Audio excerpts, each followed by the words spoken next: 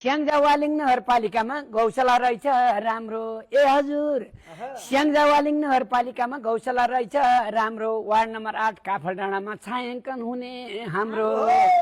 काफलडाँडाको गरौँ कालिका र गौशाला छायाङ्कन गरी इन्द्राणीले पुर्याउँदैछ सारा विश्वभरि। यही मङ्सिरको 12मा आउनी हजुर हामी सँगसँगै रमाउने। इन्द्राणी आउँछ वालिङ आएर धुमधाम मचाउँछ। इन्द्राणी आउँछ वालिङ आएर धुमधाम मचाउँछ। स्याङ्जाका कलाकार र इन्द्राणीले स्याङ्जाली जनताको प्रचार भव्य गर्ने त्यो सुन्दर स्याङ्जाको गौशाला र गरौँ कालिकामा छायाङ्कन गरी वालिङ खेल मैदानमा आउने। सारा जनतासँग सँगै नाच्दै गाउँदै रमाउँदै तल्कै मचाउने।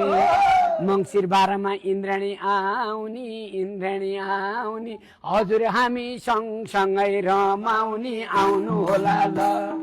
आउनु होला ल मङ्सिर 12मा ठुलो निम्तो छ। आउनु होला ल मङ्सिर 12मा ठुलो निम्तो छ। यही मङ्सिर 12 गते स्याङ्जा जिल्ला वालिङ नगरपालिका वार्ड नम्बर 8 काफलडाँडा स्थित गरौँ कालिका मन्दिर र गौशालामा भव्य छायाङ्कन हुँदैछ। त्यसै दिन दिउँसोको 3 बजेदेखि बेलुकी 6 बजेसम्म भव्य तरिकाले वालिङको खेल मैदानमा स्याङ्जाका घनश्याम रिजाल, पशुपति शर्मा, रामजी खाँड लगायतका स्याङ्जाका सम्पूर्ण कलाकारहरू र इन्द्राणीको सिङ्गो टिमले स्याङ्जाली जनतासँग साङ्गीतिक कार्यक्रम दिनेछ।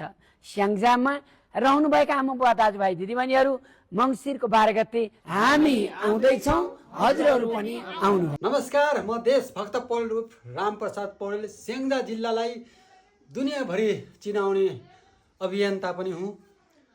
यो हाम्रो जिल्लालाई चिनाउनको लागि मङ्सिर 12 गते हाम्रो ठुलदाई दुर्गा प्रसाद पौडेलको जन्मदिन पनि हो। त्यो जन्मदिनलाई विशेष गराउनको लागि हाम्रो परिवार त गौशाला र माले बगरमा धुमधाम नाच्न जाँदैछ। तपाईँ पनि आउनुहोला, चुले निम्तो दिन चाहन्छौँ। अबको रमाइलो इन्द्रेणीसँगै मजाले नाच्ने होइन त? आउनु है। हस्त धन्यवाद।